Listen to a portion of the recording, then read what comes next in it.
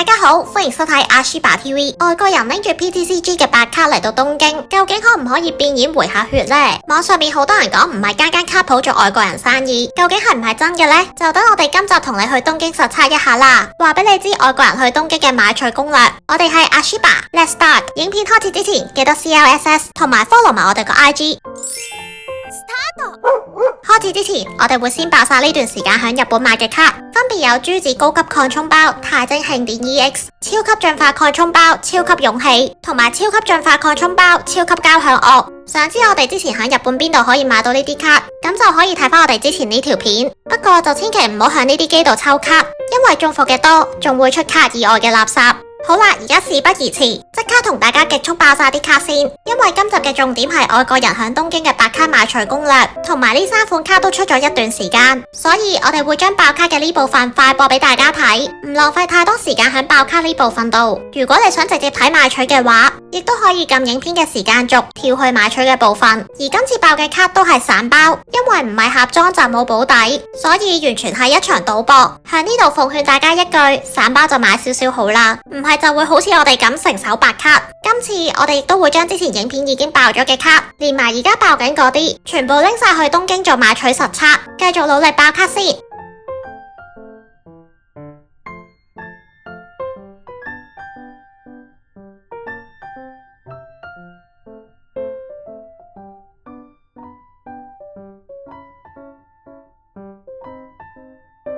好啦，今次嘅爆卡結果出爐啦，白卡嘅數量都幾多，咁就即刻出發去東京啦。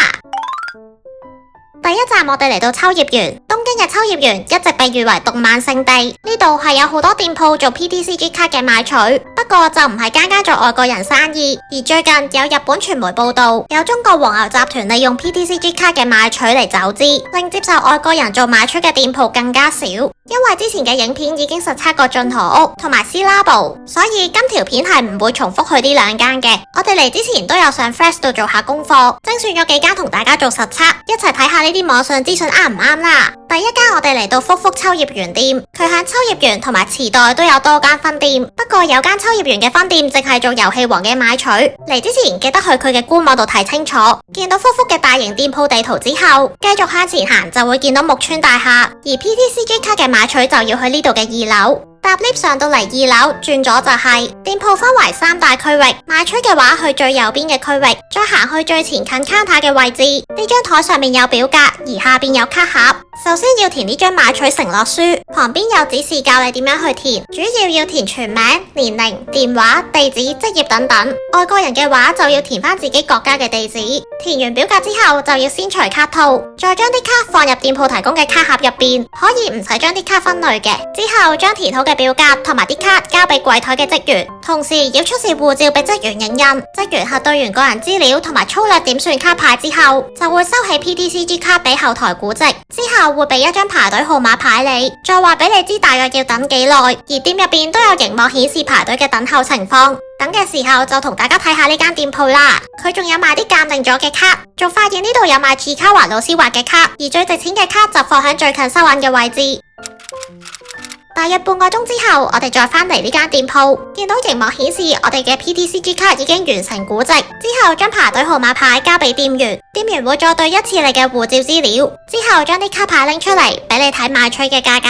呢啲係佢收嘅卡同埋買取嘅價錢，我哋覺得佢嘅買取價係會比網上面見到嘅低少少。例如呢張 AR 竹蘭，網上面見到係值大約1780 yen， 不過呢度就收1300 yen。如果你唔接受佢開嘅買取價格，係可以拎翻走你唔想買嘅卡。如果你有拎走啲卡，店員會幫你重新計算嗰個總值，而呢啲就係佢唔收嘅白卡，店員會將佢哋退翻俾你。你見到都幾多白卡唔收噶。確認買取價格之後，店員就會帶你去收銀嗰邊完成交易。我哋今次就買咗123張唔算高價值嘅卡，拎翻6576 yen， 咁就又可以用嚟再買嗰啲新卡啦。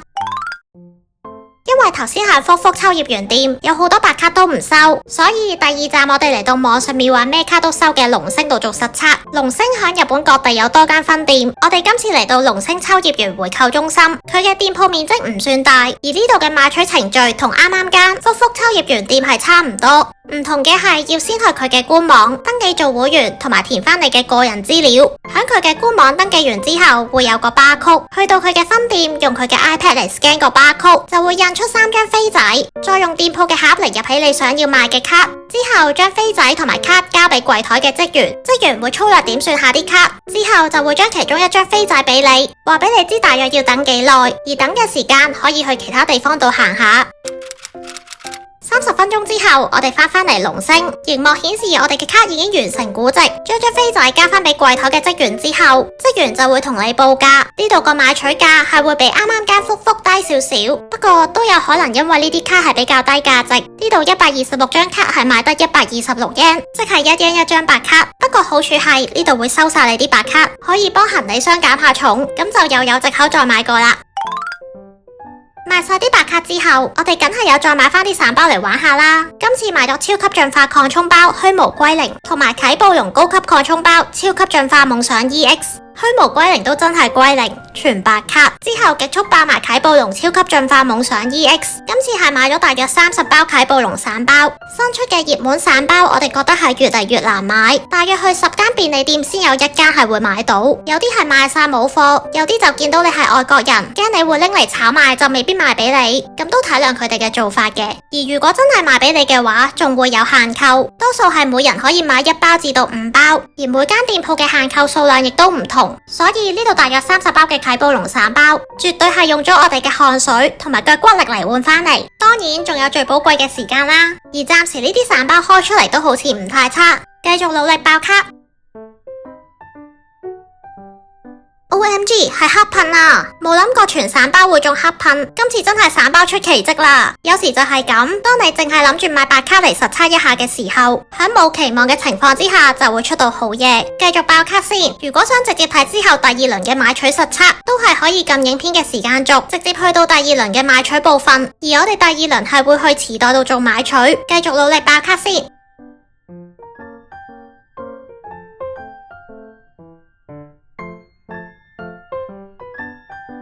OMG 中咗傻鴨啊！張傻鴨都好靚啊！繼續努力爆卡。好啦，第2輪嘅爆卡結果終於出爐啦！我哋今輪係會賣走啲白卡，同埋一啲冇咁有收藏價值嘅卡，而靚啲嘅卡，例如黑噴，我哋係會自己收藏。另外，如果你都同我哋一樣喺酒店爆卡，記得爆完之後要將啲散包袋執好，再交俾酒店職員做垃圾分類。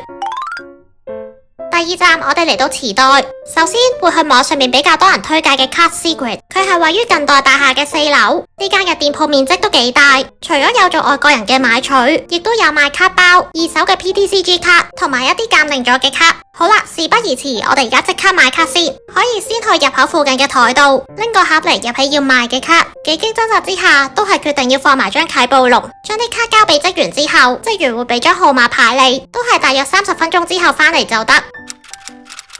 30分鐘之後，我哋返到嚟，將號碼牌交俾職員之後，職員就會俾個買取價你望下。今次嘅買取總價係5650 yen， 確認價格之後就要填寫個人資料，同埋出示你嘅護照俾職員核對。我哋覺得佢個價係同福福差唔多。另外呢度都有幾多白卡唔收。服務嚟講，我哋覺得呢間係做得幾好嘅，佢嘅店員係好 nice， 英文對答又超流利。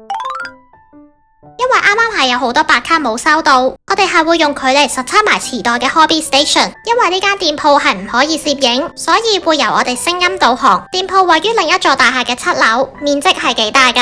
實測之後發現網上面嘅資料唔太正確，呢間店鋪係唔做外國人嘅買取噶。如果你都係外國人又想做買取嘅話，就要 skip 咗呢間鋪佢。因為我哋之後要去秋葉原，所以最後直接去返龍星秋葉原回購中心，直接放晒所有白卡。唔知你又有冇喺日本做過卡嘅買取呢？歡迎喺影片下邊留言，分享你嘅買取經驗。好啦，我哋今集嚟到呢度，好多謝大家收睇呢一集。如果中意呢一集嘅內容，記得俾個 like 呢條片 ，subscribe 呢個 YouTube channel， 同埋 follow 埋我哋個 IG 啊。下一集我哋會繼續日本嘅行程，我哋下集見啦，拜拜。阿 Shiba，我哋抽到黑噴啊，不如等佢做鑑定啊。吓，又嚟啊！